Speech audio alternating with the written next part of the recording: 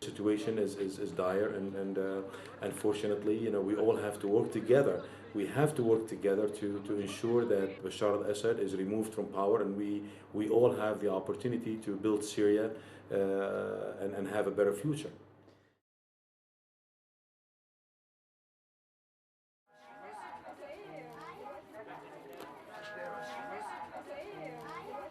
We are now in Kilis camp. This camp is very close to Bab al-Salama border between Turkish and Syria.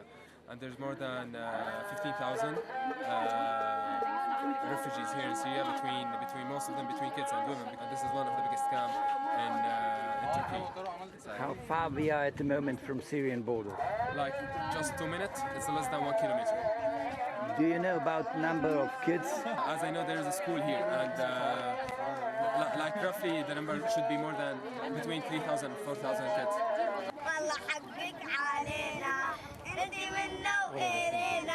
So, to be a part of this. So 15 people are living. Here's the bathroom, and here are 2 rooms. It's a mom, her 2 daughters, and her son, and he's married and he has kids. And where are they from? Huh? Where are they from? From Idlib. Turkish government take care of this camp, and they are trying to provide them everything they can, whatever food or caravans, as we see, like caravans better than the tent. They have water. Yeah, they have clean water. How about medical care? Medical camp, I just checked with one of the kids. They told me, yeah, he have like small scratch here. And he told me, yeah, he was in the medical centers, like small medical center, especially for this camp. Are there international aid organizations coming very often here? Or? No, it's not easy to get inside any kind of camps. If any kind of organization, international organization, wanted to help, they have to coordinate with the Turkish government, and after that, after negotiation, maybe they will find a way to how they can get suppliers and deliver the aid. May I ask you for a favor? One favor, because I don't speak their language. Yes. Tell her that women like her are praying in my country for their lives. They are praying every day. I give you my word. They don't know about them. They never met, but still they pray by hoping that finally they will. هو يقول لك إنه في بلاده موجود نساء مثلك، يعني هكذا الحمد لله، يعني نساء طيبات وكريمات ويصلون ويدعون لك إن شاء الله بالخير، وإنه الله يفرجها عن قريب. طولي بعمرك ربي. She's praying for you. She's praying for you. Yeah. Everyone can see the crisis, how much the crisis is inside Syria. More than 4 million IDPs inside Syria, more than 2 million outside of Syria. I don't know why the international community, what kind of signal they are waiting for. Last week, Assad regime is using the chemical weapons inside Syria, and yesterday, John Kerry confirmed that information. So I don't know what kind of red flag from Assad government waiting, the international community waiting for getting inside Syria and find a political way, or even if like forced way to find solution for that.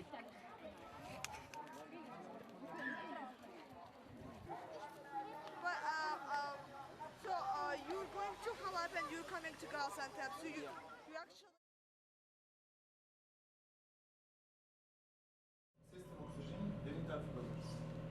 جهاز أشعة مثلا نجاح عندنا معمل وعندنا صيدلية ودول 3 غرف عملية. We are here in the Rai Hospital, which is funded and operated mainly by the Arab Union, Arab Medical Union.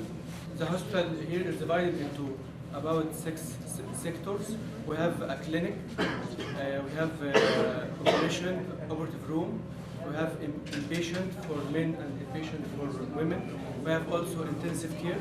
We have pharmacy, a room for X-ray, a lab. On average, we operate for about 180 or 200 operations each month. Some of these cases are from the emergency from the war, and also we give service for all cases. But as physicians are usually rotating, so sometimes we have like shortage for internal medicine, but like for few days only. We also receive like in emergency, I think around maybe 50 patients per day.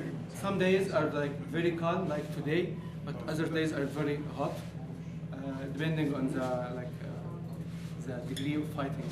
No need. Sorry. Okay. I myself and my colleagues also here expect that this war will not end so soon. We're expecting that it may take like a few months or maybe years. So the people here are really very poor. There's no health care system even for regular patients. For those who have chronic diseases, diabetes, hypertension, they have almost no service. So what I expect that we need like maintenance for a long time. We don't have even a CT here, computerized tomography machine. Many patients which are really very poor, just to make a computerized tomography, we send them like for at least 1 or 2 hours away just to do this CT. So I'm looking for the future. I expect that we need really maintenance in terms of infrastructure, equipment, and also the supply.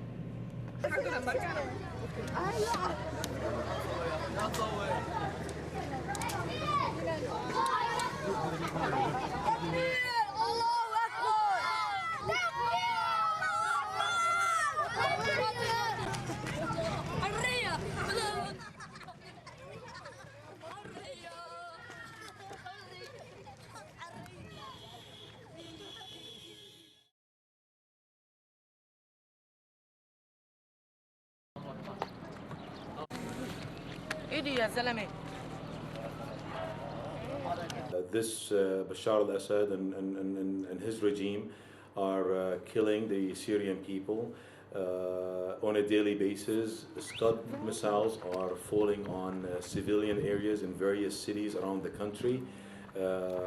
MiG jet fighters are flying over cities and shooting missiles and killing civilians.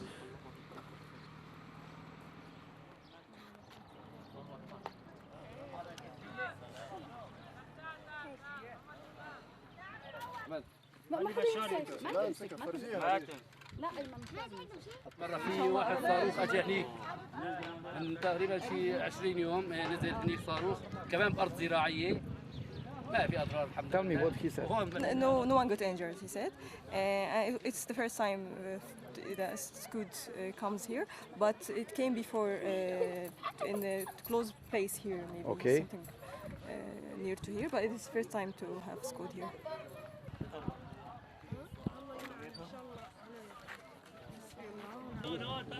ممكن نشوفها. There is some parts of the rockets they keep it somewhere. So maybe we can. يورانيوم الله أعلم شو بدهم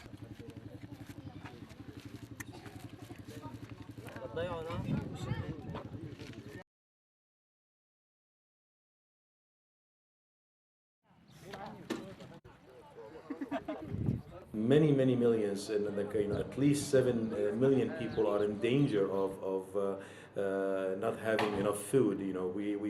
There's a problem with food security. There's a problem in the health services as well, because hospitals are being attacked and destroyed by these regimes. إمتى انقصف؟ Today is Sunday, 28th of April. I'm here in Azaz. I'm in a hospital of this town. This hospital was constructed 17 years ago. And about a month ago, with rockets and with jets, army of Bashar al-Assad bombed this place and this hospital. People are suffering so much. And while people are desperate, someone is crazy enough to bomb hospitals. After the war in Syria, there will be international war for criminals. And those people in Damascus responsible for this tragedy should be punished on the international level as criminals of the war.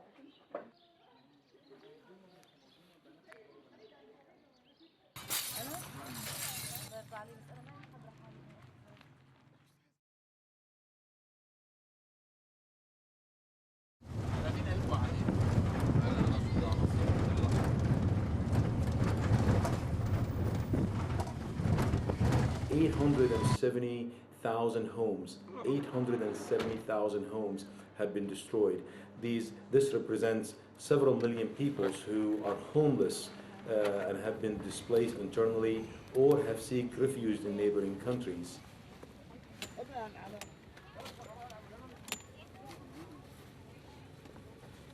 Please, if you can, tell us what is he talking about. Yeah, she's just telling him about how, I mean, like the choice of the places of the camps. He's saying like we don't choose. I mean, maybe other camps were chosen, but for Qah and Atma, I mean, like people were just escaping from bombs, etc., and they just found themselves somewhere. For Qah, for example, they were, and also for Atma, like they wanted to go to Turkey as refugees, but they have just found themselves stuck because Turkey has stopped people from coming in. It was close to Atma village, so they called it Atma camp. So that's the point. I mean, they did not decide to have this place as their as a camp. Abu Malik. His name is Abu Malik. He has a good reputation here in. He's a kind of manager or something like that? He's not the manager, but he's helping. He's doing his best actually to communicate with people, to coordinate even with the aids coming from outside the camp. He used to live in in Emirates, and he came here with his family. He's now living in a house in Atma camp, and he's trying to do his best actually. And like whenever we come here, he's the one who is coordinating with us.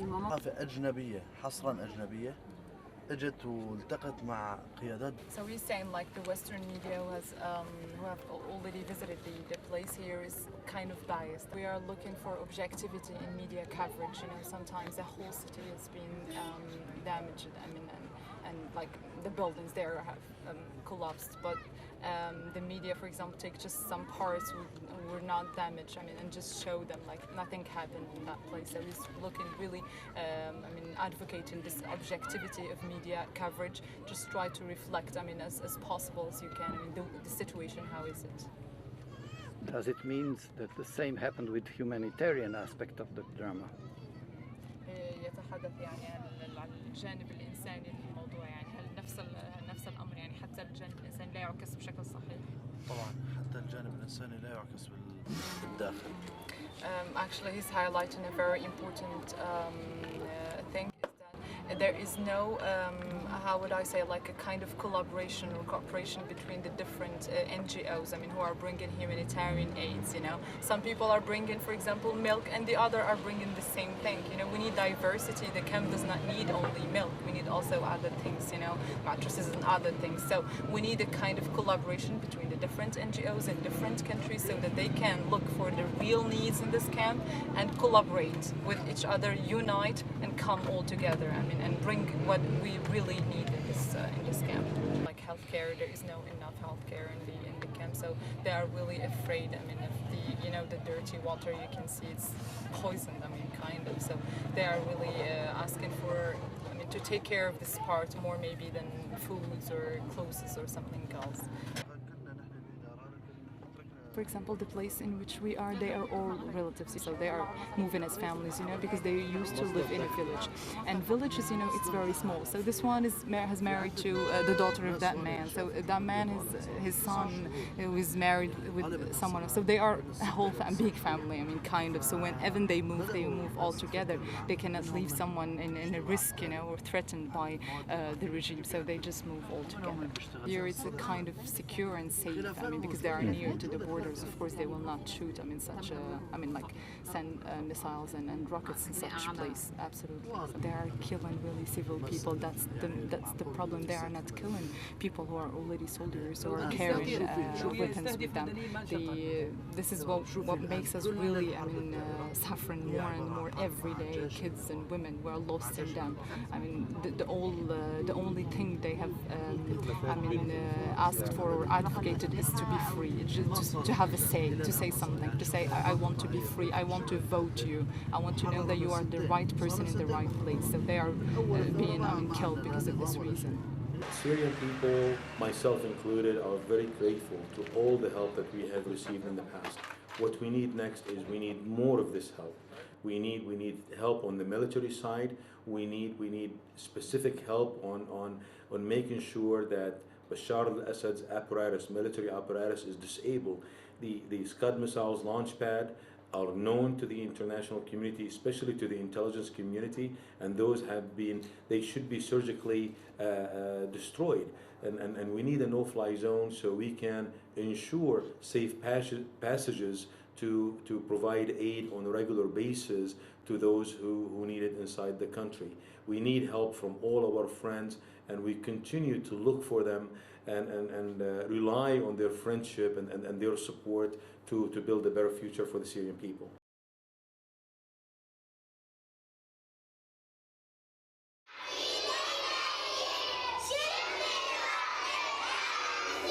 You know, over 70% of Syrian schools have been destroyed. Our children are unable to attend schools for the last 2 years. I'm Safia from Morocco. I'm a filmmaker. And I came here with 6 other volunteers from Egypt and Morocco, and we're making a kind of moral support to people living here in Al-Qah camp inside Syria. Our work is every day in a normal school that was operating normally before the revolution, but since education stopped for 2 years, Watan organization tried to make kind of classes, but it's generally activities, normal activities, educational work. I'm with you. Yes, and that's it.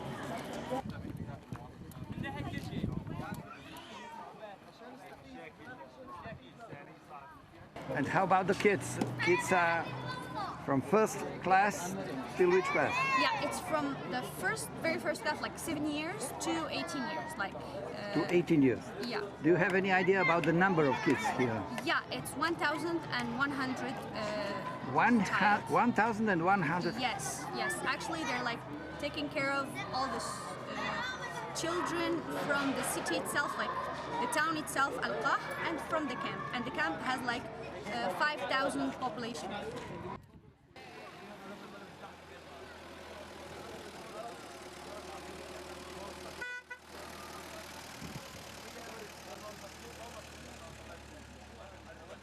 Actually, I was expecting something more sad. I see. This is a bad thing, actually. Usually when you're coming to a conflict zone or war zone, you expect to have like sad children, everyone's crying, I don't know. But they're trying, actually. You feel like they want to live, they want to have a normal life. And I can tell just from the colorful way they're dressing. Usually you find that they're like dressing in a very colorful way, which is something interesting actually that no one would expect, and they're responding in a very easy way with all the activities that we're proposing. Very intelligent, very well educated. I know that everyone would like to help, and people try like to collect clothes, send money, that kind of stuff. But it would be really interesting if people come here and see what it's like to live in a refugee camp, and like do this kind of short movies and stuff, so that the world would never forget. What happened is that during the war itself, there is some support. There is like material support. But after the war, people forget. So I hope the politicians wouldn't forget, that the people wouldn't forget what happened in Syria, and that they will be a part of building the new Syria afterwards.